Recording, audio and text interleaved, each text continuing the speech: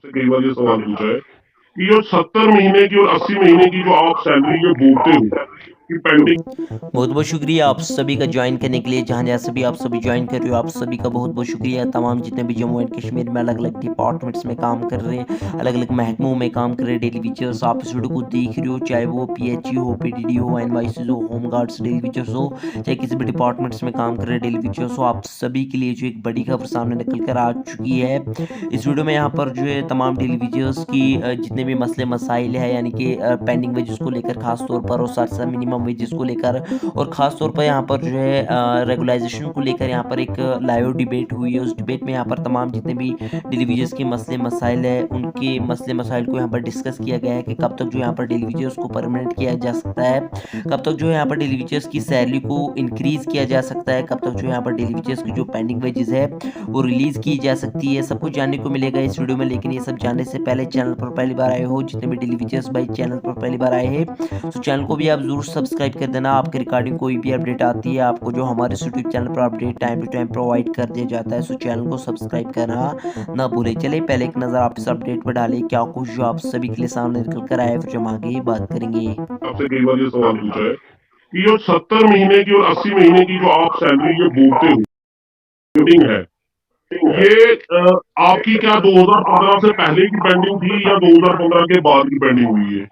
एक तो ये सवाल मेरा आपका रहेगा, और दूसरा सवाल जो है वो आप मिनिमम वेजेस की बात करते हैं कि मिनिमम वेजेस जो एक्ट की जो बात करते हैं, हमने देखा गृह मंत्री यहाँ पर आए थे, एक्ट को लेकर कुछ भी बातचीत हुई नहीं।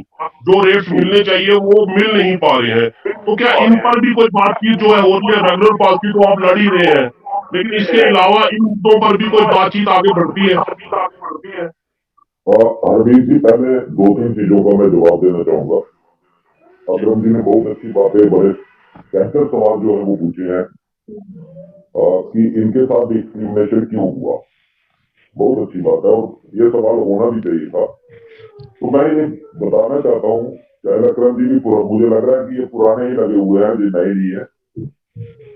अकरम जी को याद होगा 2014 तक 2014 तक एक ही कैटेगरी हुआ करती थी, डेली वेजर। तब डेली वेजर को डिवाइड नहीं किया गया था। चाहे IDI वर्कर था उसको भी डेली वेजर कंसीडर किया जाता था, चाहे कोई नीड बेस था उसको भी डेली वेजर ही कहा जाता था, चाहे लैंड ओनर था उसको भी डेली वेजर ही कहा जाता था। और पुराने लोग ये बिल्कुल ठीक कह रहे हैं कि पुराने लोगों की सैलरी डिवाइड हुई है, क्योंकि जो 2005 से पहले पहले लोग लगे हुए थे उनकी सैलरी मंथली आती थी। वो चाहे लैंड ओनर था, चाहे CP वर्कर था, चाहे DRW था, जो भी था उनकी सैलरी आती थी। 2005 में एक हमारे उस वक्त चीफ इंजीनियर साहब की तरफ से एक लेटर निकला था, जब PDP की सरकार आई, और ऐसा वो 239 एक्ट निकला। 239 एक्ट के तहत 5 डिपार्टमेंट्स को डेली वेजर लगाने के लिए अथॉरिटी दी गई थी, और उसमें IDI वर्कर को प्रेफरेंस देने की बात थी। जो डिपार्टमेंट ने IDI वर्कर लगाए उनकी सैलरी जो है वो DG हेड में आती थी, लेकिन जो नीड बेसिस या कैजुअल लेबर वर्कर डिपार्टमेंट ने एंगेज किए उनकी सैलरी का कोई प्रावधान नहीं था। जो मेन कारण था, जो हमारी थोड़े लोगों के 5-6 हजार लोगों के पैसे सरकार की तरफ से आते थे, वो पैसे डिवाइड होना शुरू हुए, जिसकी वजह से हमारी सैलरी रुकना शुरू हुई। और जो पेंडिंग आज हम 70 महीने की मांग रहे हैं, वो सैलरी 2005 के बाद रुकना शुरू हुई। बिल्कुल। होता क्या था, जब लोग कम थे तो साल में 10 बेसिस मिल जाती थी। जैसे जैसे संख्या बढ़ती रही, डिपार्टमेंट के अंदर लोग आते रहे, वो सैलरी रुकना शुरू होती गई। फिर साल में 8 बेसिस पे बारी आ गई, फिर साल में 6 बेसिस की बारी आ गई। फिर आते आते हमारे एक यहाँ नई लीडरशिप का जन्म हुआ, जिन्होंने IDI वर्कर को भी डेली वेजर CP वर्कर्स के साथ क्लब करवा दिया। जब वो क्लब हो गए तो उनका जो पैसा आता था वो पैसा गवर्नमेंट ने अलग से देना बंद कर दिया, जिस वजह से पेंडेंसी जो है वो एकदम से बढ़ गई। और 2018 में ओनली 1 महीने की सैलरी जो है वो वर्कर को मिली थी। लेकिन अकरम जी को मैं ये बताना चाहता हूँ, तब हम लीडर नहीं थे, तब लीडर कोई और था। हमने लीडरी शुरू की है 2019 के बाद। हमने भी आप ही की तरफ मजबूर होकर के लीडरशिप में आए हैं, क्योंकि जब 2018 में 1 महीने की सैलरी मिली, तब हमें लगा कि अब तो सत्यानाश हो चुका है, अब खुद हमें आगे आना पड़ेगा और उसके बाद ही हमने ये जो ग्रो करना शुरू किया।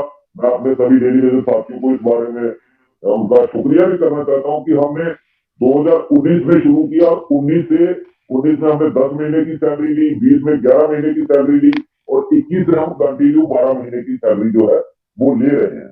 लेकिन अगर जैसे मैंने पहले कहा हमारे पास 22,000 में से 20,000 पीएससी का डेली वेजर अगर समर्थन करता तो हम आज तक रेगुलाइजेशन पॉलिसी भी ली चुके होते। रेगुलाइजेशन पॉलिसी या डिमांडेड लीडर हम नहीं करवाते। लीडरों का सिर्फ काम है अपनी बात को टेबल के ऊपर सही तरीके से प्रोजेक्ट करना। वर्कर लड़ता है, जितना वर्कर ने साथ दिया इतना हमने हासिल किया है, लेकिन हमारी मंजिल अभी काफी दूर है। इसके लिए डेली वेजर जब तक मैंने पहले भी कहा, दिन को भी कहा था कि कसूरवार डेली वेजर है। डेली वेजर जिस दिन 30,000 35,000 की संख्या में 5,000 से निकल के बाहर आ जाएगा तो ये मंजिल बहुत दूर नहीं है। ये खुद डेली वेजर को तय करना होगा कि डेली वेजर को गुलामी में जीना है या अपने हक लेना है। और लग रहा है कि सरकार के पास इस समय यही एक फायदे का है कि आप लोग जो है वो आपस में यूनाइट नहीं है कहीं ना कहीं। क्या सरकार के लिए ये एक एडवांटेज है? बिल्कुल हर चीज में 1% भी जो है वो झूठ नहीं है। मैं खुले दिल से इस चीज को मानता हूँ कि अगर आज तक डेली वेजर कामयाब नहीं हुआ तो उसका कारण ही यही है कि हमारे अंदर अपने हक की लड़ाई के लिए कम लोग निकलते हैं। अपने हक की लड़ाई के लिए लीडरशिप बड़े कम लोग लीडरी करते हैं।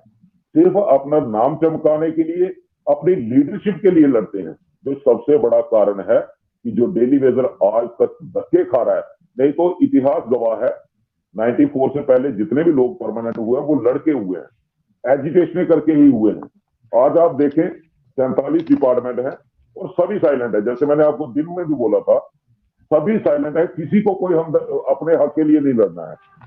कल मैं परसों एक इंटरव्यू देख रहा था किसी चैनल पे रविंदर रैना जी का, और वो वहां मीडिया पर्सन की तरफ से सवाल उठाया गया कि क्या डेली वेजर गरीब नहीं, उनके बारे में कौन सोचेगा। तो वो रविंदर रैना जी किसी की तरफ इशारा करके कह रहे हैं वो देखो डेली वेजर। वो शायद मैं नहीं जानता कि वो पॉलिटिकल स्टंट था या कि सच्चाई थी। वहां से एक आवाज आती है कि जब रविंदर रैना जी की कलम में ताकत आ जाएगी तो डेली वेजर पक्के हो जाएंगे। भाई हम डेली वेजर डिपार्टमेंट मतलब ये तो रवि जी फिर ये तो वो बात होगी कि देश का प्रधानमंत्री जो बोल रहा है वो उसका कद कम है और रविंदर रैना का कद ज्यादा है। अगर देश के प्रधानमंत्री नरेंद्र मोदी ललकार रैली में ये कह रहे हैं कि हमारी पहली कैबिनेट में जो है हम जो है वो डेली वेजर पक्के कर देंगे, तो एक बंदा ये कह रहा है कि जो देश का प्रधानमंत्री का कद छोटा है उनके पास कलम छोटी है, लेकिन रविंदर रैना जी की जो कलम है उसमें बहुत बहुत ज्यादा ताकत है और जब रविंदर रैना चाहेंगे तो वो हो जाए। तो मतलब रविंदर रैना भी चाह नहीं रही क्या? अभी रविंदर रैना जी का दिल नहीं माना कि डेली वेजर पक्का करना चाहिए कि नहीं करना चाहिए? बिल्कुल